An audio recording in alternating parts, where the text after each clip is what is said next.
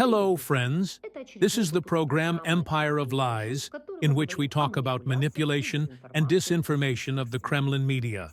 Alaska as Caribbean Moment 2.0 in the episode of The Big Game from August 12, 2025.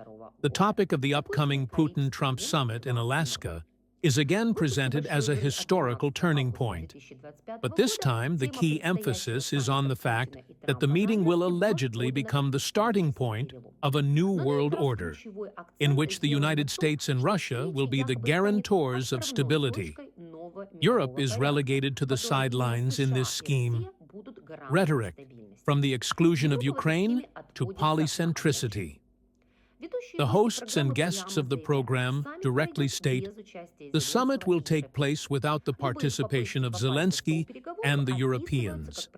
Any of their attempts to get to the negotiating table are described as a manifestation of hysteria or spoilers. The concept of Caribbean Moment 2.0 is used, an analogy with the Cuban Missile Crisis of 1962, when direct contact between the leaders of the two superpowers allegedly decided the fate of the world. The thesis is promoted that after the collapse of the USSR, the world became unipolar under the control of the United States.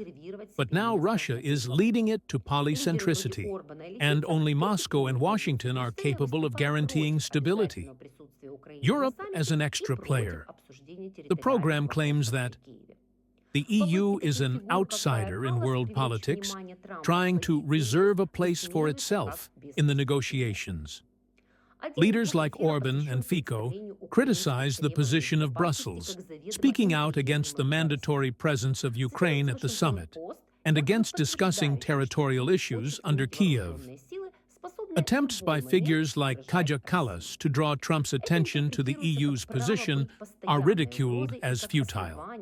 Ukraine as a constant threat. Kremlin logic. A separate block of the broadcast is devoted to presenting Ukrainian security demands as obviously unacceptable for Russia. The Washington Post is quoted, allegedly confirming that Kiev wants to have armed forces capable of threatening Russia at any moment. This is interpreted as the right to be a constant threat, and as grounds for Moscow's categorical refusal. And the Europeans, they are trying in every possible way to somehow reserve a place for themselves at the negotiating table. They understand that they are outsiders now, and they have already made a series of attempts to somehow influence Trump. This Wednesday, Merz is convening a video conference with the leaders of the European Union. He invited U.S. President Donald Trump there, invited the U.S. Vice President in order to somehow convey his point of view. They believe that representatives of the EU and Ukraine should also be present at these negotiations, and that any agreements between the U.S. and Russia will be illegitimate. So now they are simply worried. How do they motivate it? Why will they be illegitimate? After all, Trump, as far as I know, does not claim that he is negotiating on behalf of the entire collective West. He is negotiating only on behalf of the United States. Why, from the point of view of Europe, does not the leader of a great power have the right to negotiate with the leader of another great power? I am trying to understand the logic. The fact is that Trump even indicated that the negotiations would concern not only the Ukrainian crisis, but that these negotiations would also concern economic cooperation with Russia. What is behind this narrative one?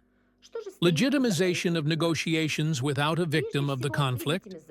An illusion is created that the fate of the war should be decided only by two superpowers, and the other participants interfere with a realistic peace. 2. Preparation for fixing territorial seizures. The exclusion of Ukraine and the EU from the negotiations makes it easier to secure conditions favorable to the Kremlin. Third, promotion of polycentricity in the Russian style. Under the guise of a multipolar world, a de facto bipolar agreement between the U.S. and Russia is proposed, with a weakening of the role of the EU. This was the program Empire of Lies.